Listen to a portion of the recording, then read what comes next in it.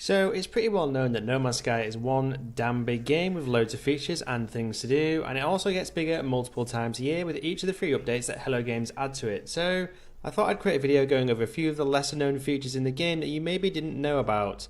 And there are a few, so without further ado, let's go ahead and get stuck in.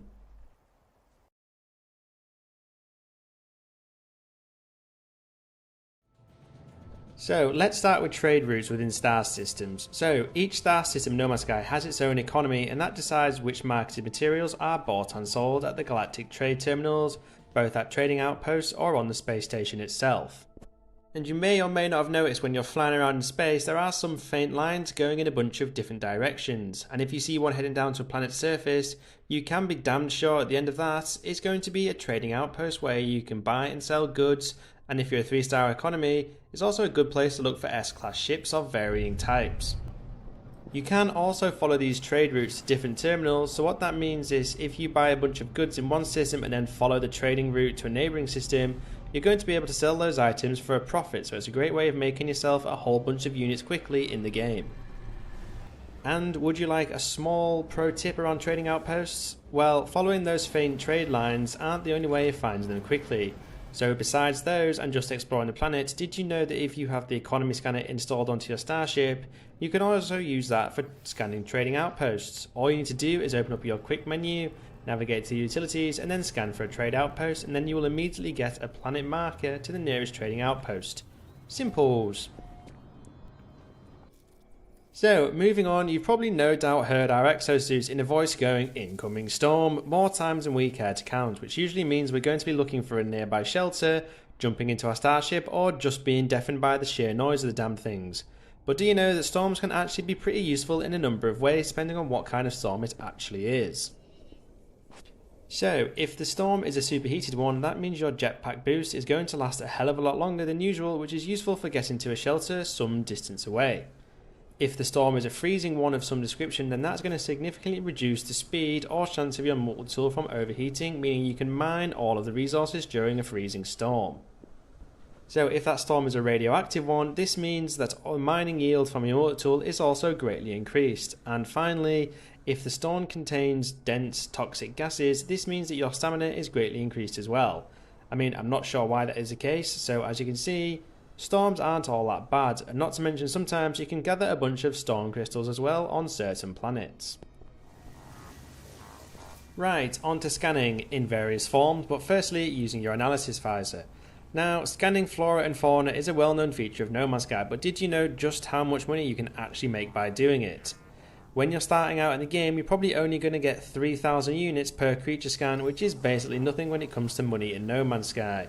So what you need to do is purchase a bunch of S-class scanner upgrades from regular inhabited space stations and align them in your multi-tool next to one another to get the class bonuses on top of that as well. And if you've done this correctly, each creature scan is going to go from being worth 3,000 units to hundreds of thousands of units per scan, depending on how rare that creature actually is. And the same goes for scanning plants. They'll all be worth tens of thousands of units per scan as well, meaning you can earn millions of units on every single planet you actually visit by just scanning the flora and fauna. It really is that simple. So, not only does scanning flora and fauna on planets gain you millions of units with scanner upgrades, but you can also gain thousands of nanites per planet for doing the same thing as well.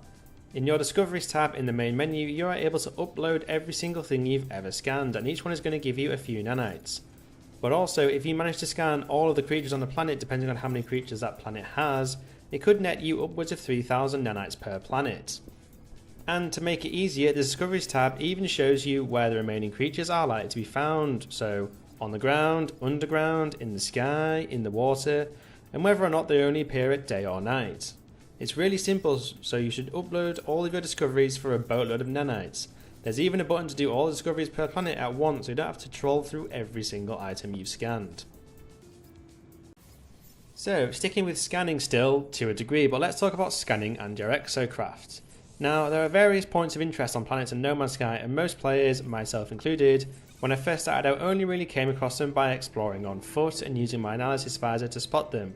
But there are upgrades for your Exocraft to make finding them so much easier. So for example, for your on-land exocrafts you can install a couple of upgrades which allow you to find various things. There is the e-signal booster, which when used will give you the locations to resource deposits and depots. There's the e-signal booster tower, which are going to give you the locations to ancient ruins and alien monoliths, the latter of which can be used for finding portals as well. And finally there is the e-signal advanced signal booster, which is going to give you the locations to abandoned buildings and drop pods, the latter of which are going to give you free exosuit expansion slots when fixed up. These can all be scanned by using the utility section within your quick menu on your Exocraft. And it doesn't stop there. The Nautilon submarine also has a similar upgrade which can be installed onto it called the high powered sonar. Installing this means you can instantly scan the oceans for crashed ships, crashed freighters, sunken buildings and submerged ruins. So as you can see, these Exocraft upgrades make finding points of interest a walk in the park. And it is actually how I found my current crashed squid ship using the Nautilon scanner, so I would recommend you install these various upgrades on your Exocraft, both on land and in the water. So I briefly mentioned the exosuit expansion slots from drop pods a minute ago, but did you know you can buy 2 exosuit expansion slots in most star systems? Well, you do now. It really is simple. So when you visit a star system for the first time, and assuming it has a regular inhabited space station, so not an outlaw one or an abandoned one, if you pop on up to the left side as you're flying in there, there is the Exosuit upgrade station where you can purchase an expansion slot for a number of units. The larger your current exosuit is, the more this is going to cost, but it's only a couple 100,000 units, so nothing too major. And the second place you can do this is on board the Space Anomaly. So if you're heading up to the back room where all the upgrade stations are, in the back left corner is the Exosuit upgrade station with yet another opportunity to expand your exosuit. You should make sure that you're doing this in each new system you visit, and you'll be able to max out your exosuit inventory in no time at all. So one feature of No Man's Sky hardly any players actually really use is your catalogue of discoveries. Now I'm not talking about the planets, creatures and all that stuff like I mentioned earlier. I am in fact talking about your resource discoveries catalogue. But that's not the interesting part here though, because even though most players barely use it, the vast majority of players at least know that it exists. But did you know it's more than just a list of things you've discovered along your No Man's Sky journey? You can in fact give yourself a waypoint to any of your previously discovered resources so you can find it straight away. Pretty neat, right? It'll save you time from scanning loads of planets when you're looking for something specific, and even more importantly, it can be used to find paradise planets quickly. If you're wondering how, check out a video I created the other day showing you exactly how to do that. So let's move on to starships. Now we all know they play a huge part of No Man's Sky, and they come in all matter of shapes, sizes and classes, and there are a number of ship hunters out there, so this one is probably going to help you. Now finding that perfect ship for you isn't all that difficult to be honest, but finding it in S-Class is, because S-Class ships are incredibly rare to come across even in 3-star economy systems. But what if I told you there is somewhere in the game where you're more than twice as likely to find S-Class ships than even compared to wealthy systems? So you know there are a lot of damn pirates in No Man's Sky. Yep, well in outlaw systems they are easily the best place for you to find S-Class starships, because there is a 5% chance of any starship you come across being an S-Class one. And I'll admit that doesn't sound like a lot when you compare it to wealthy star systems where it is only a 2% chance of finding them. It is, as I say, more than twice as likely to spawn S-Class ships in an outlaw system.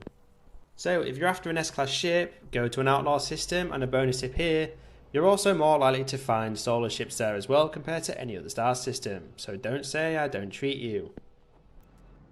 So on some planets, sometimes you're wandering around minding your own business and just mining a few resources. Sentinels are going to come and attack you because, well, they're angry little bastards, but these days they're a little more difficult to destroy all, which isn't exactly ideal.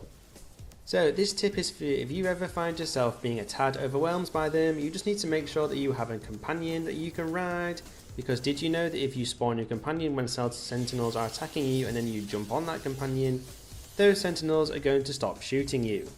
Yep, it's that simple. Spawn your companion, jump on it and ride away into the sunset, or a toxic storm or whatever, and leave those damn sentinels behind trying to figure out what the hell is going on. Right, let's talk about storage. If you're a bit of a hoarder like myself in No Man's Sky, you're likely to be sick of hearing your exosuit telling you that your inventory is full. A toxic trait, I know, but whatever. Anyway, not many players use a nutrient processor, but aside from cooking up a bunch of random recipes, did you know it has its own storage inventory of 25 slots? Yep, you can store a whole load of things in there and then pick up your nutrient processor, so it only takes up one slot of your exosuit inventory. But it will still contain everything you shoved in it if you put it back down. So just to access it again, place the nutrient processor back down and grab it from there. Piece of cake, right? Pun definitely not intended.